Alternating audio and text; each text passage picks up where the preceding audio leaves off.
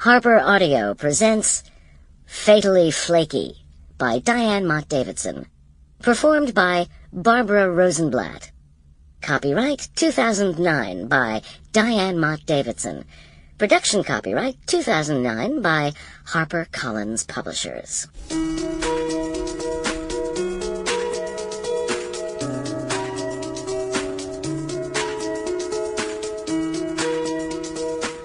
Bridezilla Billy's wedding reception menu. Aspen Meadow, Colorado.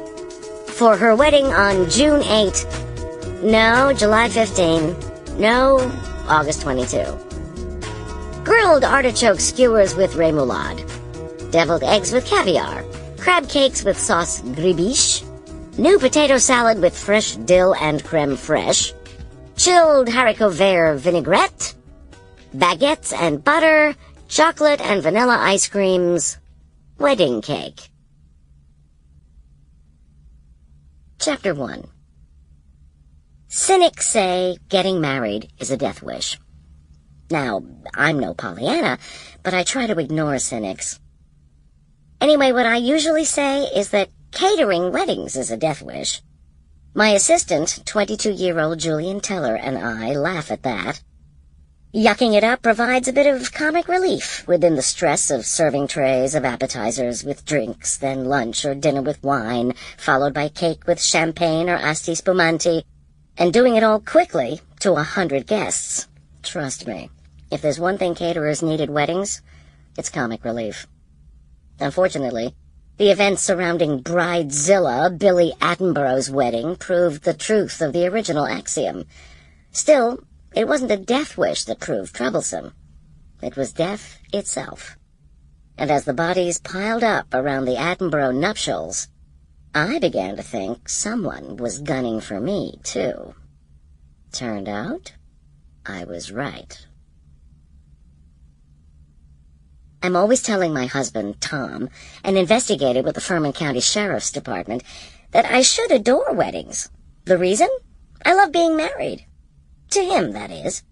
With his mountain man build, handsome face, jauntily parted cider-colored hair, and eyes as green as a faraway sea, he's not only kind and loving, he's gorgeous. You're prejudiced, he says. So what? I reply. You're still the greatest. There are any number of criminals in our state penal system who would take issue with that assessment. I'm not married to one of them. Uh-huh. Actually, having Tom for a husband means I can watch brides and grooms kiss, laugh, and embrace, and I can smile to myself knowing I'm going home to a great man. So, when there are wedding glitches, I remind myself I'm helping people get married. And by and large, this is a good thing. Here in Aspen Meadow, Colorado, if someone is going to have 100 or fewer guests at the ceremony and reception, I'm the caterer of choice, by which I mean I'm the only caterer you can choose.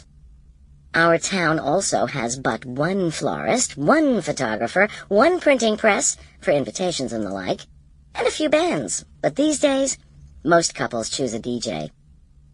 Aspen Meadow has one of those, too. If the bride, groom, or either family wants a bigger celebration, she or he or they usually do all their own arrangements and have their wedding down in Denver, 40 miles to the east. There, you can hire a wedding planner, book a fancy venue, and have your pick of caterers, stationers, florists, even chocolatiers.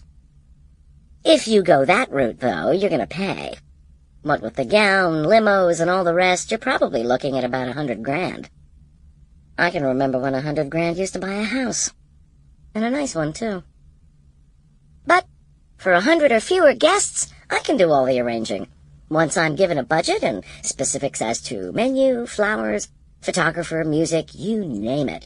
I draw up a detailed contract, then get signatures along with a down payment. After that, I call the vendors, set the schedule, and arrange deliveries. Any changes to the contract mean big bucks, so generally people are content to leave well enough alone. But Bridezilla Billy, as I'd come to call her, was never content. Billy's long-suffering mother, Charlotte, was footing the bill. Attenborough père having died of a bleeding ulcer long ago. And Billy seemed not to care that every single... Sample complete. Ready to continue?